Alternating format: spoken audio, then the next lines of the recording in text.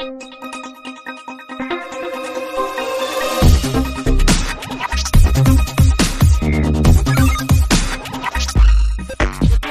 தளபதி விஜயோட ஜனநாயகன் திரைப்படத்தோட audio launch இப்போ டிசம்பர் 27 சனிக்கிழமை நடக்க இருக்குது. அதை பார்த்திங்கன்னா நம்ம ஜீ தமிழில் லைவ் டெலிகாஸ்ட் பண்ணுறதா சொல்லியிருக்காங்க. ஜீ தமிழில் பார்த்திங்கன்னா இப்போத்த சரிகமபா லிட்டில் சாம்ப்ஸ் சீசன் 5 ஆரம்பித்து 2 நாள் தான் ஆகுது. அதோட ஆடிஷன் எபிசோடு இன்னும் 2 நாள் இருக்குது. வர சனி ஞாயிறு டெலிகாஸ்ட் பண்ண போகிறாங்க. அடுத்த வாரம் பார்த்திங்கன்னா சரிகமபா லிட்டில் சாம்ப்ஸோட இன்ட்ரோடக்ஷன் ரவுண்டு பார்த்திங்கன்னா நடக்க இருக்குது. இன்ட்ரோடக்ஷன் ரவுண்டை பொறுத்தளவுக்கு அவங்க 3 நாள் டெலிகாஸ்ட் பண்ணுவாங்க. அதோட 2 எபிசோடு பார்த்திங்கன்னா 20-21 சனி ஞாயிறு டெலிகாஸ்ட் பண்ண போகிறாங்க.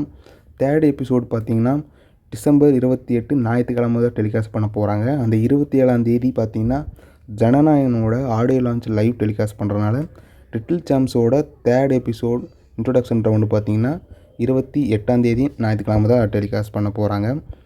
இது இப்போ கன்ஃபார்மான நியூஸாக இருக்குது. அங்கே ஈவெண்ட் நடத்துகிற ஒரு ப்ரொடக்ஷன் கம்பெனி தான் இவங்க ஜீ தமிழ் லைவ் பண்ணுறதா சொல்லியிருக்கிறாங்க.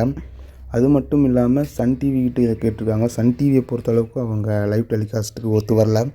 சீரியல்ஸ் தான் அவங்க சாட்டர்டே டெலிகாஸ்ட் பண்ண போகிறாங்க. அதனால ஜனநாயகன் திரைப்படத்தோ ஆடியோ லான்ச்சை டெலிகாஸ்ட் பண்ண அவங்க விரும்பலை. அதனால ஜீ தமிழ் தான் அந்த திரைப்படத்தோட ஆடியோ லான்ச்சை டெலிகாஸ்ட் பண்ண போகிறாங்க லைவாக.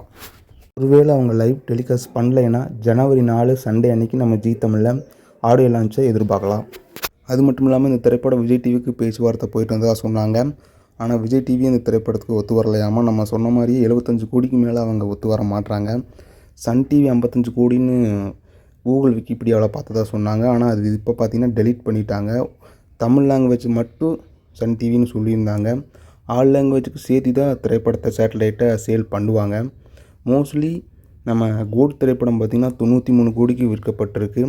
லியோ திரைப்படத்தோட ரைட்ஸ் 75 கோடி.